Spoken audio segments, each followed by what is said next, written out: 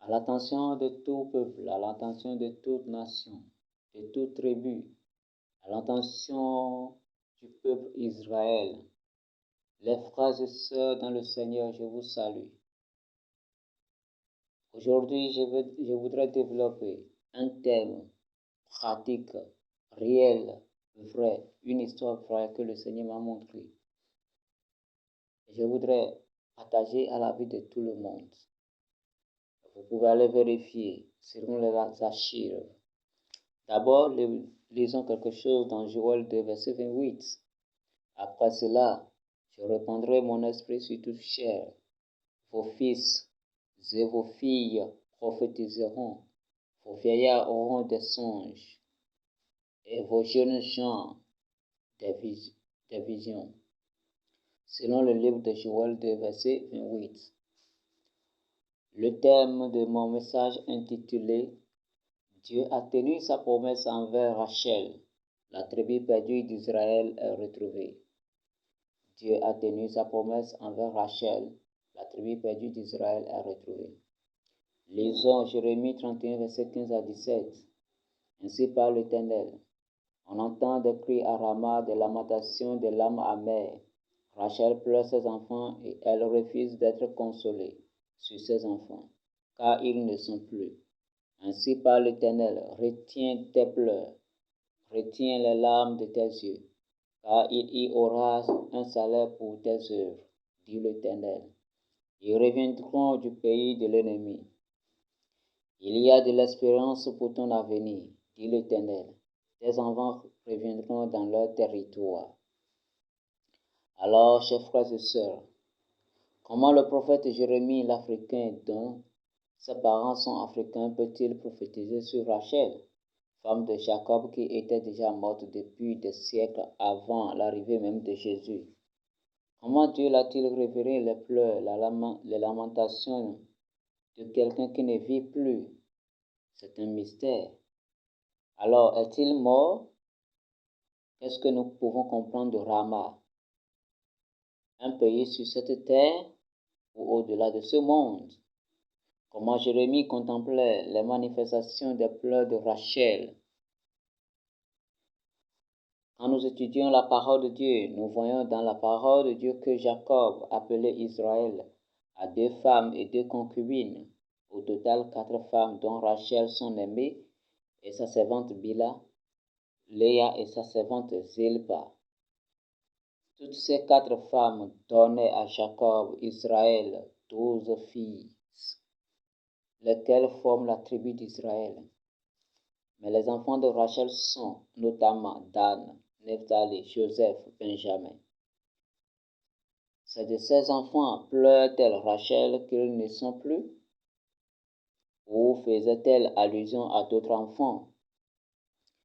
Dans la même parole, quand nous voyons l'histoire, nous constatons aussi dans la parole de Dieu l'arrivée de Moïse pour la libération des enfants d'Israël en Égypte à cause d'énormes massacres des enfants, d'où plusieurs enfants furent tués. Est-ce de ces enfants que pleure Rachel? Si cela en est ainsi, Jérémie est-il mort pour voir les pleurs, les lamentations de Rachel? Non, loin de là. Car il est écrit que les morts n'ont plus aucun pouvoir sur les vivants. Lorsque David disait justement, les morts ne peuvent t'adorer, mais seuls les vivants. Par conséquent, Jérémie faisait allusion à qui lorsqu'il prononce le nom de Rachel? Lisons Juges 21, versets 2 à 3. Le peuple vint à Bethel, resta devant Dieu jusqu'au soir.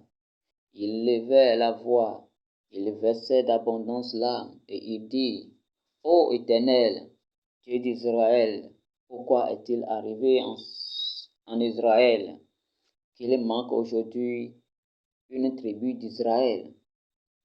Alors nous pouvons comprendre par là que Rama, dont a parlé Jérémie, signifie ici Bethel. Et nous comprenons par là que Rachel qui pleure C'est l'Israël qui pleure. Alors, l'une des tribus disparues, perdues d'Israël. Quelle est donc cette tribu perdue d'Israël? Quelle est cette tribu qui est perdue et l'Israël n'a pas pu retrouver jusqu'à aujourd'hui? Si nous analysons et nous récapitulons tous dans la parole de Dieu, de Genèse à Apocalypse, nous constatons que seule la tribu de Dan est disparue. Les 12 tribus d'Israël, surtout si nous nous référons à l'Apocalypse 7, versets 5 à 8. Alors, que peut-on conclure de cette analyse? On peut comprendre que la tribu perdue dont tout Israël pleure est celle de Dan. C'est pourquoi dans la parole de Dieu, l'histoire de Dan n'est pas tracée. Alors, nous comprenons pourquoi le prophète Jérémie a prophétisé de la part de Dieu en utilisant Rachel étant la mère qui pleure ses enfants disparus. Pourquoi cela en est ainsi? Pourquoi Rachel pleure Dan et refuse d'être consolée? Parce que c'est avec un sacrifice, pleurs, amertume, jalousie, de prière, de supplication qu'elle a obtenu Dan de Dieu. Dan est le premier fils de Rachel par le sacrifice qu'elle a fait à son mari Jacob, Israël, quand nous lisons Genèse 30, versets 1 à 6. Alors Dieu a répondu aux pleurs de Rachel après plusieurs siècles passés, me révélant où se trouve cette tribu disparue en Israël. Il faut savoir que les Israélites ont remplacé aujourd'hui la tribu de Dan par la demi-tribu de Manassé, fils de Joseph. Cependant, cette tribu Dan vit-elle toujours? Dans quelle région du monde se trouve cette tribu inaperçue jusqu'aujourd'hui? Est-il un pays dans le monde répond-il aux caractéristiques de cette tribu perdue? Oui, un pays est identifié. La République du Bénin répond-elle aux caractéristiques de la tribu perdue d'Israël? Il y a longtemps, il a été dit qu'à l'origine, la terre actuelle Bénin était occupée par plusieurs royaumes qui a pour ancêtre Dan. Les plus en vue s'appelaient Dahomey. Ses ancêtres, ses souverains Dahomey et Porto Novo ont quitté Tado, selon l'histoire qu'a rapporté les historiens du Bénin. Auparavant, le territoire s'appelait Pays laïque de l'Afrique de l'Ouest. Alors, selon ces historiens, l'ancêtre Dan a quitté Tado pour s'installer sur la terre laïque. Car lorsque l'ancêtre béninois Dan est venu dans le pays, il a inspecté toute la terre et il a vu qu'il y a dans ce pays une importance géographique physique, c'est-à-dire relief, fleuve, climat, la végétation, et une énorme industrie économique élevée, conjoncture, agriculture, mines, industrie et les ressources mines naturelles. Alors il conquit la terre puis s'installa, d'où du nom Dahomey. Qu'est-ce qu'en réalité Dahomey? L'historien béninois nous a enseigné que Dahomey signifiait dans le ventre du serpent. Et dans le ventre du serpent, puis ils ont pu décrire que le Bénin est un pays dont venait le serpent. Mais cette histoire est-elle vraie? N'y a-t-il pas une autre image du Bénin? Voyons le nom Dahomey ou Dahomey. Et si nous prenons Dan, c'est un nom propre d'une personne. Home, un nom anglais qui signifie maison. Et home est dans leur propre nom jargon. Dans le nom béninois, dans la langue locale, signifie maison aussi. Alors le nom Dahomey signifie donc dans la maison de Dan. Et lorsque les étrangers viennent visiter l'ancêtre Dan dans le pays, ils situent pays à leurs confrères, à leurs frères, le nom Dahomey, d'où ce nom est répandu jusqu'à aujourd'hui. Appelé Bénin actuel, changé par le président Mathieu Kérékou. Par conséquent, qui est Dan, ancêtre du Bénin actuel? Est-il réellement venu de Tado Adja? Est-ce vrai que ce pays venait-il serpent? Sans doute. On peut dire oui. Il faut reconnaître que certains sont des adeptes de différentes idoles, dont le pays a été déclaré le berceau des vaudous. Mais est-ce vrai le vrai Dieu de Dan? Dan, c'est son vrai Dieu?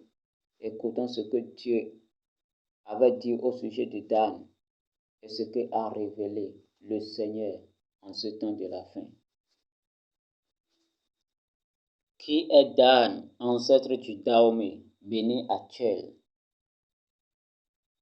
Une tribu d'Israël perdue est retrouvée.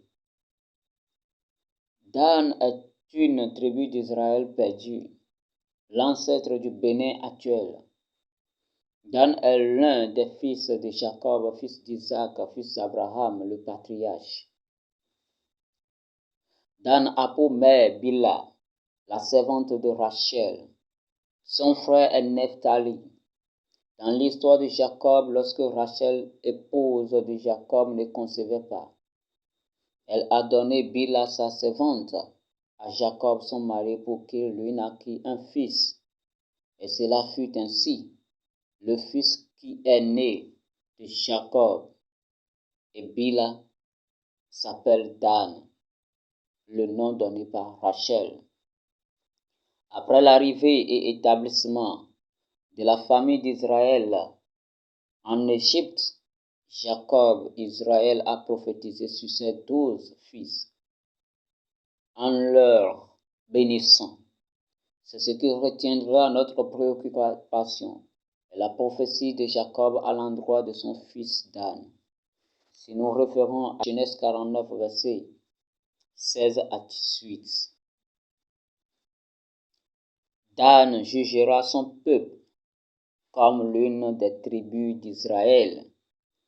Dan sera un serpent sur le chemin, une vipère sur le sentier, mordant le talon de cheval pour que le cavalier tombe à la renverse. Je continue la lecture.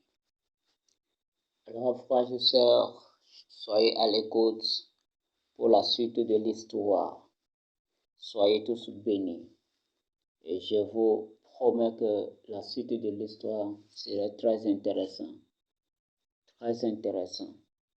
La tribu perdue de Dan, la tribu perdue que Dan a retrouvée. Je continue de dire, c'est ce pays dans l'Afrique de l'Ouest qui vit actuellement sous l'onction divine, sous la paix. Et analysons un peu les faits religieux, la région de ce qui se passe dans le pays. J'exhorte, j'invite le peuple d'Israël à prendre conscience de ce message du moins. Et à partir d'aujourd'hui, de faire les investigations pour savoir si cela en est-elle vraiment.